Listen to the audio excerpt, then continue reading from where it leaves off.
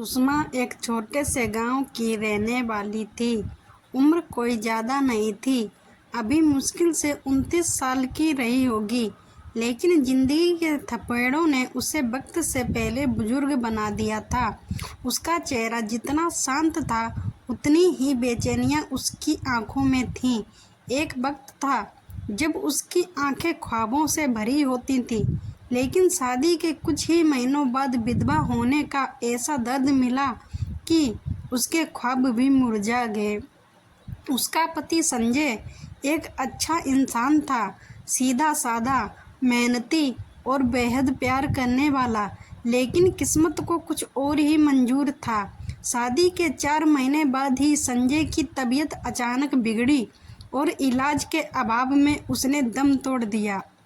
ना कोई संतान थी और ना ही कोई सहारा। मायके गई तो वहाँ भी कुछ दिन बाद खुद को बोझ महसूस करने लगी। इसीलिए सुषमा ने अकेले ही अपने गांव लौटने का फैसला किया।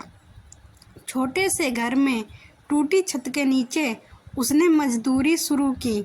दूसरों के खेतों में जाकर खरपतवार निकालना, घास काटना, मिट्टी करना, यही उसकी रोजी रोटी थी। गांव के पास एक साहूकार का बड़ा खेत था, वहीं सुषमा रोज काम पर जाती थी। वहीं एक दिन उसकी जिंदगी में एक नया चेहरा आया, सचिन। एक नया मजदूर, लंबा चौड़ा, गोरा रंग, मासूम सा चेहरा और आंखों में एक अजीब सी चमक। सुषमा की उम्र का ही रहा होगा। सचिन खेतों में पानी देने का काम करता था। वह अक्सर सुषमा को चुपचाप देखता रहता। कभी उसकी साड़ी हवा में उड़ती तो कभी बालों की लटें चेहरे पर आती। सचिन की नज़रें उससे हटती नहीं थी। सुषमा ने भी एकाध बार ध्यान दिया, लेकिन वह मन को समझा लेती, ये सब सोचने का समय नहीं है अब। लेकिन दिल कहाँ मानता है। धीरे धीरे दोनों एक दूसरे को जानने लगे। कभी पानी पीते वक्त, कभी दोपहर के खाने के दौरान, कभी। और एक दिन ऐसा आया जब खेत में सिर्फ सुषमा और सचिन ही थे। बाकी औरतें किसी और खेत में गई थीं। दोपहर हुई तो दोनों एक ही पेड़ के नीचे खाने बैठे। धूप तेज थी, लेकिन उस पेड़ की छाव में सब शांत था, सिर्फ 2 दिलों की धड़कनों को छोड़कर। बातों बातों में सचिन ने पूछा, तुम्हारे माथे पर सिंदूर नहीं है, तुम विधवा हो क्या? सवाल सीधा था, इसीलिए उस सुषमा को तीर सा चुभा। सुषमा ने कुछ पल चुप रहकर जवाब दिया, हाँ, शादी के कुछ महीने बाद ही पति चल बसे। सचिन चुप हो गया, फिर बोला, तुमने फिर से शादी क्यों नहीं की? सुषमा ने हल्की हंसी में दर्द छुपाते हुए कहा, कौन करेगा अब मुझसे शादी? और फिर दूसरी शादी भी कोई आसान बात नहीं होती। वो क्षण खामोश रहा, पर दिलों में कुछ खड़क सा गया। खाने के बाद दोनों वहीं लेट गए। सुषमा ने अपना तौलिया सिर के नीचे रखा और सचिन जमीन पर हाथ रखकर उसकी तरफ मुंह करके लेट गया। एक दूसरे की तरफ देखना और फिर चुप हो जाना, जैसे हर बात आंखों से कहनी थी। धीरे से सचिन ने अपना हाथ सुषमा के हाथ पर रख दिया।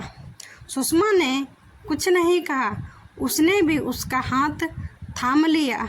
फिर एक क्षण आया जब सचिन ने उसके ओंठों को चूमा।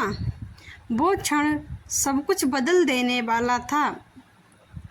पर तभी एक बाइक की आवाज़ ने उन्हें चौंका दिया। साहूकार लौट आया था।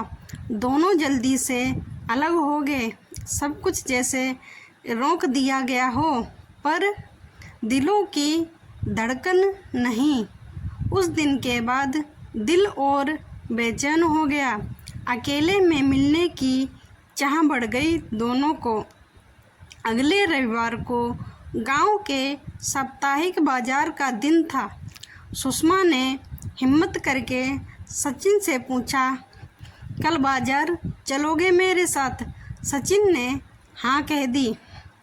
सुबह 10 बजे दोनों पास के बस स्टैंड पर मिले, पर बस नहीं आई थी। फिर दोनों ने तय किया कि पैदल ही चल पड़ते हैं। चलते चलते सुषमा ने सचिन का हाथ पकड़ लिया। बिना बोले बस एक स्पर्श ने सब कुछ कह दिया हो जैसे।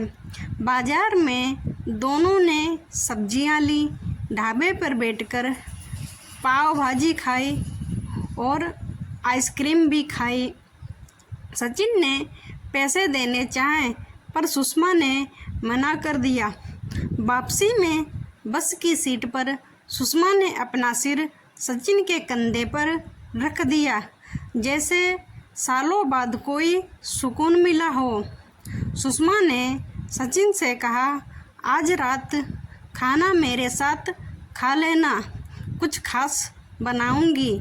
शाम को सचिन उसके घर आया।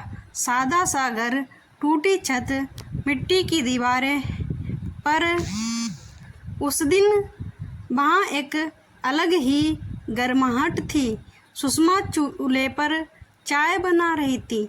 सचिन पीछे से आया और धीरे से उसे गले लगा लिया। चाय के बाद दोनों ने साथ बैठकर खाना खाया। फिर सचिन ने उसका हाथ पकड़ा और कहा, तेरे हाथों में जादू है और दिल में सच्चाई। उस रात सचिन वहीं रुक गया। कुछ दिन बाद उन दोनों ने गांव के मंदिर में जाकर शादी कर ली। लोगों ने बहुत ताने मारे, सुषमा का भी बहुत अपमान किया। सचिन कुमारा था, फिर भी उसने एक विधवा के अतीत को स्वीकार किया, प्यार किया। यही उसकी सबसे बड़ी खूबी थी। अब दोनों उसी खेत में काम करते हैं। कुछ सालों में उन्होंने अपनी खुद की थोड़ी सी ज़मीन खरीद ली। कुछ महीनों बाद सुषमा माँ बनी। बेटे का जन्म हुआ, सुंदर मासूम, बिल्कुल सचिन जैसा। अब उनका घर, छोटा सा परिवार है, एक छोटा घर, अपनी ज़मीन और ढेर सारा प्यार। सीख क्या पति की चिता बुझने के साथ एक स्त्री की इच्छाएं क्यों राख कर दी जाती हैं? एक विधवा जिसे समाज अक्सर किसी अपशगुन की तरह देखता है, लेकिन सवाल ये है, क्या उसका जीवन अब शेष नहीं रहा? क्या वह भी तो एक इंसान ही है, जिसकी आंखों में सपने हैं, दिल में भावनाएं हैं और आत्मा में जीने की इच्छा है? क्यों हर त्योहार पर उसे किनारे कर दिया जाता है? क्यों उसके चेहरे पर मुस्कान अपराध बन जाती है? क्यों उसके रंगीन वस्त्र, उसकी साज सज्जा, उसकी दूसरी शादी समाज की छाती पर बोझ बन जाते हैं? क्या विधवा होना कोई अपराध है? क्या विधवा होना अपने हाथ में होता है? ये तो भगवान की इच्छा होती है। सच यह है कि विधवा का जीवन खत्म नहीं होता, वो सिर्फ एक मोड़ लेता है। उसे सहानुभूति नहीं, सम्मान चाहिए। उसे दया नहीं, अधिकार चाहिए। और उसे अकेलापन नहीं, समाज में बराबरी चाहिए। उसका भी हक है हंसने का और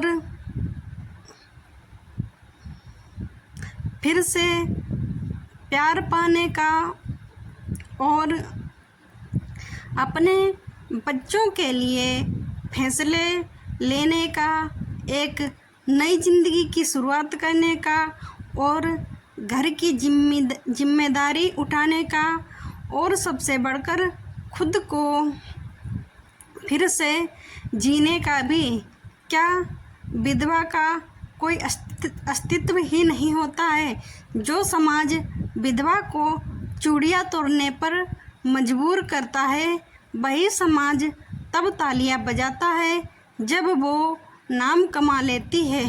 इसीलिए अब समय है कि समाज बदले, वो नहीं। उसे खामोश मत करो, उसका हक दो उसे, जैसे किसी बेटी का, किसी बहन का या माँ को देते हो। क्योंकि विधवा होना एक हादसा होता है, लेकिन विधवा रह जाना ये समाज की असंवेदनशीलता है। जिस दिन समाज एक विधवा को एक साधारण स्त्री की तरह जीने देगा, उसी दिन इंसानियत सच में जिंदा होगी। स्टोरी अच्छी लगी हो तो please like, share, comment, subscribe ज़रूर करें। Thanks for watching.